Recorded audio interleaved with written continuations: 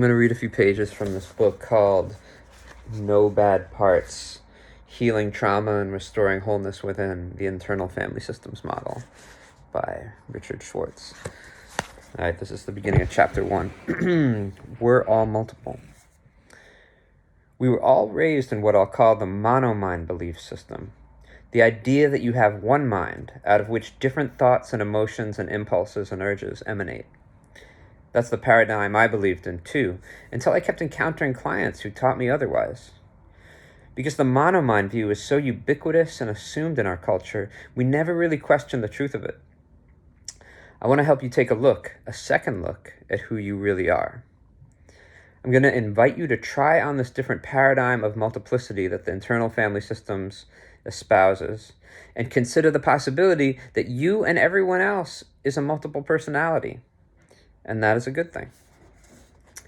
I'm not suggesting that you have multiple personality disorder, now called dissociative identity disorder, but I do think that people with that diagnosis are not so different from everybody else. What are called alters in those people are the same as what I call parts in IFS, and they exist in all of us. The only difference is that people with dissociative identity disorder suffered horrible abuse, and their system of parts got blown apart more than most. So each part stands out in bolder relief and is more polarized and disconnected from the others. In other words, all of us are born with many subminds that are constantly interacting inside of us. This is in general what we call thinking, because the parts are talking to each other and to you constantly about things you have to do or debating the best course of action and so on. Remembering a time when you faced a dilemma, it's likely you heard one part saying, "Go for it," and another saying, "Don't you dare." Because we just consider that to be a matter of having conflicted thoughts, we don't pay attention to the inner players behind the debate. IFS helps you not only start to pay attention to them, but also become the active internal leader that your system of parts needs. While it may sound creepy or crazy at first to think of yourself as a multiple personality, I hope to convince you that it's actually quite empowering.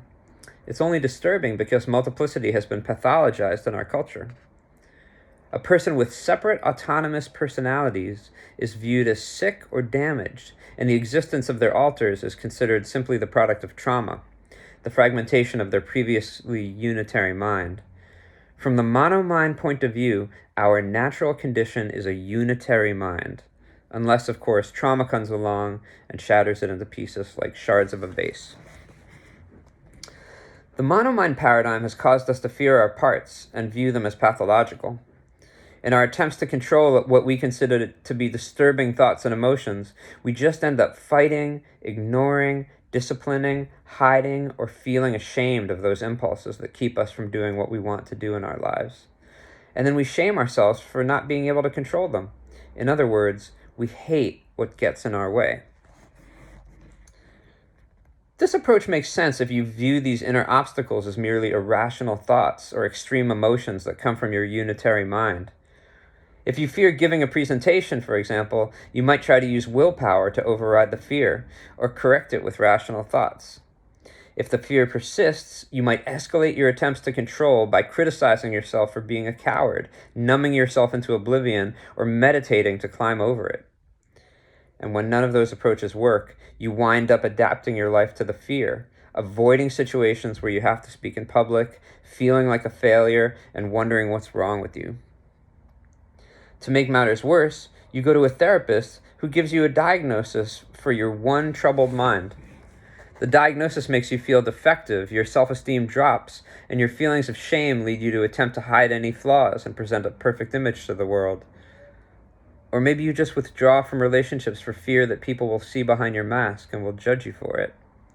You identify with your weaknesses, assuming that who you really are is defective, and that if other people saw the real you, they'd be repulsed. Okay. A brief history. The monomind perspective, in combination with scientific and religious theories about how primitive human impulses are, created this backdrop of inner polarizations.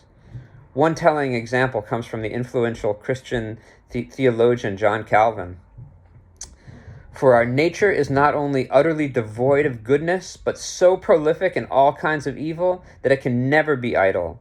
The whole man, from the crown of the head to the sole of the foot, is so deluged, as it were, that no part remains exempt from sin, and therefore everything which proceeds from him is imputed in sin. This is known as the doctrine of total depravity, which insists that only through the grace of God can we escape our fate of eternal damnation.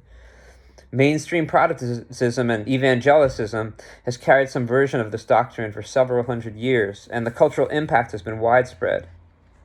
With original sin, Catholicism has its own version. We can't blame this sort of thinking solely on religion, however. Generations of philosophers and politicians have asserted their primal impulses lurk just beneath the civilized veneer we represent to the world. While Freud contributed important insights regarding the psyche, many of which are compatible with IFS, his drive theory was highly influential and pessimistic about human nature. It asserted that beneath the mind's surface lies selfish, aggressive, and pleasure-seeking instinctual forces that unconsciously organize our lives. Dutch historian Rutger Bregman summarized these underlying assumptions about human nature here. The doctrine that humans are innately selfish has a hollow tradition in the Western canon. Great thinkers like Thucydides, Augustine, Machiavelli, Hobbes, Luther, Calvin, Burke, Bentham, Nietzsche, Freud, and America's founding fathers have each had their own version of the veneer theory of civilization. Now I'll read one more section. Willpower and shame. The emphasis on willpower and self-control permeates American culture. We think we should be able to discipline our primitive, impulsive, sinful minds through willpower. Countless self-help books tell us it's all a matter of boosting our ability to control ourselves and develop more discipline. The concept of willpower, too, has historical roots, namely in the Victorian era, with its Christian emphasis on resisting evil impulses. The idea of taking responsibility for oneself and not making excuses is as American as apple pie. Sadly, our worship of willpower has been used by politicians and pundits to justify increasing levels of income disparity.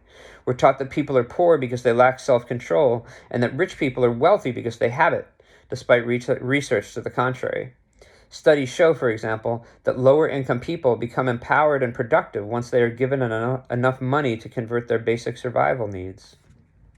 However, the very real fact, especially considering the economic effects of current pandemic, is that the rug could be pulled out from under most of us at any moment, and that threat keeps the survivalist parts of us humming. Because this willpower ethic has become internalized, we learn at an early age to shame and manhandle our unruly parts. We simply wrestle them into submission. One part is recruited by this cultural imperative to become our inner drill sergeant, and often becomes that nasty inner critic we love to hate. This is the voice that tries to shame us or attempts to outright get rid of parts of us that seem shameworthy, the ones that give us nasty thoughts about people, for example, or keep us addicted to substances. We often find that the harder we try to get rid of emotions and thoughts, the stronger they become. This is because parts, like people, fight back against being shamed or exiled. And if we do succeed in dominating them with punitive self-discipline, we then become tyrannicized by the rigid, controlling inner drill sergeant. We might be disciplined, but we're not much fun. And because the exiled, binging, raging, hypersexual, etc., parts will seize any momentary weakness to break out again and take over, we have to constantly be on guard against any people or situations that might trigger those parts. Jonathan Van Ness tried and failed at drug rehab several times.